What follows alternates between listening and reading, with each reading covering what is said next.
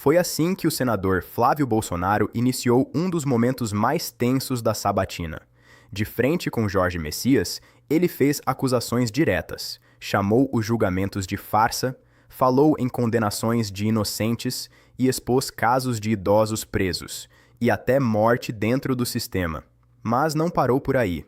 Flávio também questionou decisões ligadas ao ministro Alexandre de Moraes e levantou suspeitas sobre interferência entre poderes e até favorecimento em escândalos. E a pergunta que ficou no ar foi direta: essas decisões estão protegendo a democracia ou ultrapassando todos os limites? E o que vem a seguir nesse embate é ainda mais forte. O tempo é curto, eu vou tentar ser bastante objetivo. E eu vou fazer 4 perguntas a Vossa Excelência. Primeiro, sobre a questão do 8 de janeiro. Quanto mais passa o tempo, mais se percebe a farsa que houve nesse julgamento.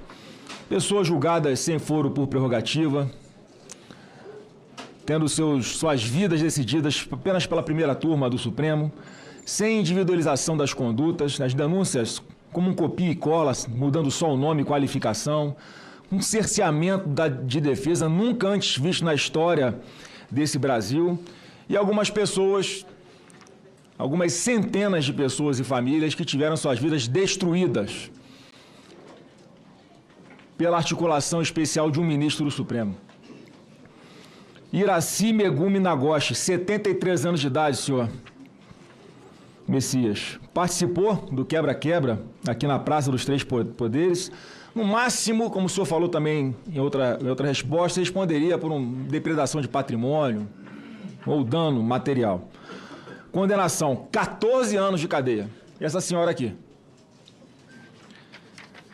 Mais recentemente, aqui na Sexta-feira de Paixão, o senhor Alcides Ram, 71 anos, um empresário de Santa Catarina. Olha a tipificação. A tipificação do que ele foi condenado, senhor Messias. Abolição violenta do Estado Democrático de Direito, golpe de Estado, dano qualificado, deterioração do patrimônio tombado e associação criminosa armada. Sabe o que ele fez? R$500 de Pix para fretar um ônibus. Condenação, 14 anos de prisão. E como foi dito aqui pelo senador Magno, a gente tem a Kézia aqui, essa menina de preto, que está aqui assistindo pessoalmente mais uma audiência de várias que ela tem participado aqui, em memória de sua família, do seu pai Clesão, morreu na prisão depois de mais de 8 pedidos ignorados pelo senhor Alexandre de Moraes, com parecer favorável da PGR, para que ele pudesse sair de lá e tratar da sua saúde. E eu queria fazer uma primeira pergunta ao senhor, com toda a sinceridade. O senhor só acha que essas pessoas são de fato uma ameaça à democracia? E nós aqui no Congresso, senadores e deputados, nós temos lutado muito por aprovação de uma anistia ampla, geral e restrita a essas pessoas, pessoas simples, via de regra, senhor Messias, trabalhadoras, sem nenhum antecedente criminal, com residência fixa, e que estavam apenas inconformadas com a forma como as eleições de 2022 foram conduzidas pelo senhor Alexandre de Moraes enquanto presidente do TSE, porque, de fato, ele desequilibrou essa disputa. E o senhor declarou num veículo de comunicação, eu vou abrir aspas aqui, nós que lutamos e vivemos pela democracia nos sentimos indignados com qualquer projeto que fale em anistia para golpistas. Quando a Constituição é muito clara, já que o senhor aqui está se propondo a ser um seguidor da Constituição, submisso à sua letra, à letra do seu texto, se essa competência é exclusiva do Congresso Nacional ou se existe algum outro crime que não seja suscetível de anistia, à exceção daqueles 4 previstos na própria Constituição Federal. E o debate foi iniciado aqui no Congresso Nacional, senhor Messias.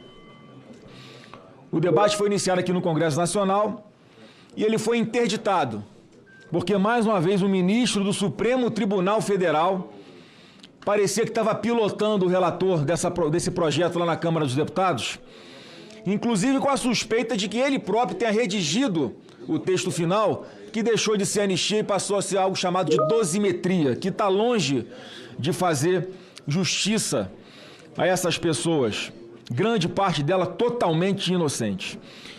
E fica outra pergunta aqui, se o senhor concorda que o ministro do STF possa interferir, assim, em outro poder.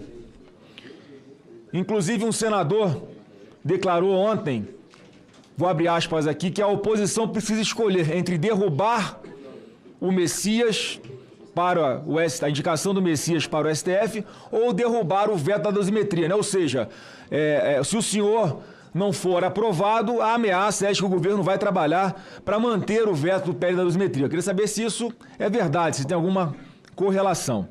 E o segundo tema aqui para concluir é sobre o escândalo do INSS, que completou um ano semana passada.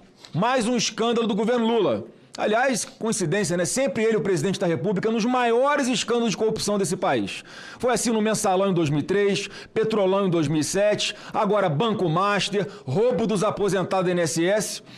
E o senhor, enquanto AGU, pediu bloqueio de recursos de vários sindicatos e associações para ressarcir os aposentados que foram roubados. Mais de 4 milhões já fizeram pedido e estão sendo ressarcidos.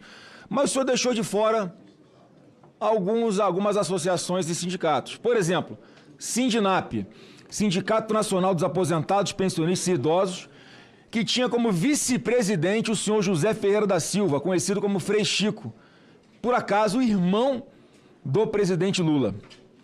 Outro exemplo, a CONTAG, Confederação Nacional dos Trabalhadores da Agricultura, que recebeu a bagatela de 426 milhões de reais só em 2023, com um desconto ilegal no contra-cheque dos aposentados, pensionistas e beneficiários do BPC.